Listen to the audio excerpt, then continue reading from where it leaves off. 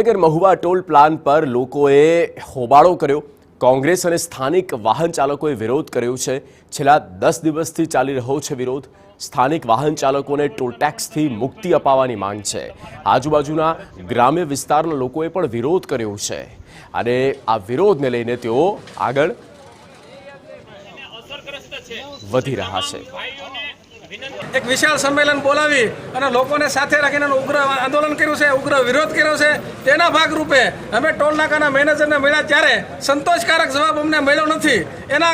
એના કારણે આગામી દિવસોમાં અમે હાઈકોર્ટમાં જવાના છીએ અને ઉગ્રમાં ઉગ્ર આંદોલન પણ કરવાના છીએ। જે ફોરની સિરીઝના વાહનને માફ ન કરે ત્યાં સુધી આ ટોલ નાકા માફ કર્યું ન કહેવાય। અત્યારે તો આંદોલનના કારણે અને દબાણ લોકોના એક મોટું સંગઠન જોયું એટલે એને નમતું જોયું। આ બધા આગેવાનો આવ્યા અને એને અહીંયા રજૂઆત કરી એટલે ટોલ નાકાના અધિકારીએ અત્યારે આશ્વાસન સારું આપ્યું